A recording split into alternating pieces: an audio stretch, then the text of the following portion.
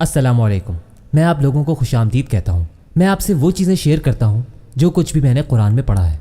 हज़रत यूसुफ़ के भाइयों के बारे में जो लिखा है, वतकूनु मिन बादिही कौमन सालिहीन, उन्होंने उन्हें कुएं में फेंक दिया और मारने की कोशिश की, और फिर उसके बाद उनको अपने वालिद की तरफ से ख़ास तवज्जो मिलना शुरू हो गई, और फिर उसके बाद कुछ वक्त गुजरता गया और ये लोग अच्छे इंसान बन गए।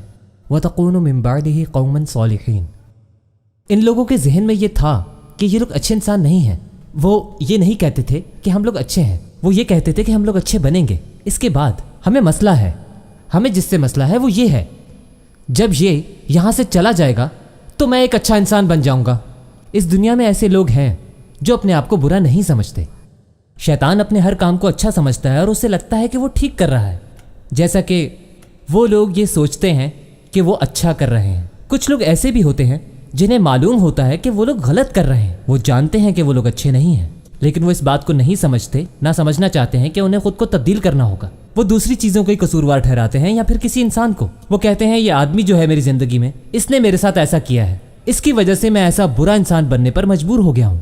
अगर ये आदमी मेरी ज़िंदगी से चला जाए, या मैं इसे कोई नुकसान पहुँचा दूँ, या मैं इसे मार दूँ, यानी अपनी ज़िंदगी से बिल्कुल ख़त्म कर दूँ, तो देखिएगा मैं एक बहुत अच्छा इंसान बन जाऊँगा। मतलब आपका अच्छा बनना दूसरों पर इंहिसार करता है। ये सबसे बड़ा झूठ है जो आप अपने आप से बोलते हैं।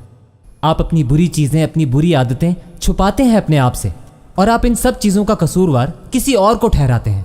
आप जिस हालत में भी हैं, इसके कसूरवार आप खुद हैं।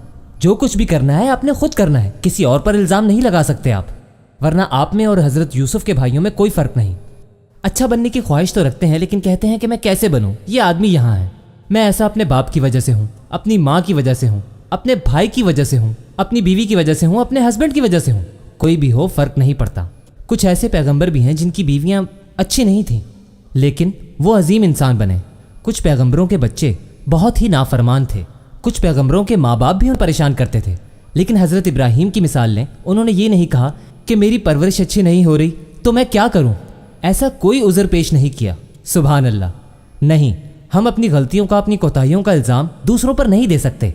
हाँ, मैं जानता हूँ कि हमें दूसरों की बातें इमोशनली डाउन करती हैं, लेकिन ये सोच एक बीमारी है, हमें इससे मुकाबला करना चाहिए। और यही सारी बातें अल्लाह ताला हमें अपनी किताब में सिखाता है। बलिल इंसानु अला नफ्सिही बसीरा वलौ अलक़ा मआज़ीरा, ये चीज़ मैंने तुम्हारे लिए छोड़ी। कोई भी इंसान जितना बेहतर अपने आप को जानता है, दूसरा नहीं जानता। अला नफ्सिही, इसका मतलब ये है कि अपने आप को देखो। अगर दूसरे में कोई बात समझ में नहीं आ रही तो आप अपने आप को देखें। उज़र पेश करने की ज़रूरत नहीं है। क्या ठीक है क्या नहीं, ये आप अच्छे से जानते हैं। अल्लाह ने हमें ऐसा बिल्कुल नहीं बनाया है कि हम अपने गुनाह और गलतियों को दूसरों के ऊपर डालकर उसके पीछे छुप जाएं। अपनी गलतियां उनके ऊपर नहीं डाल सकते। अगर कोई भी मसला है तो हम अल्लाह से दुआ करें कि वो हमारी गलतियों और गुनाहों को माफ़ करेगा और हमारे रिश्तों को बेहतर बनाएगा।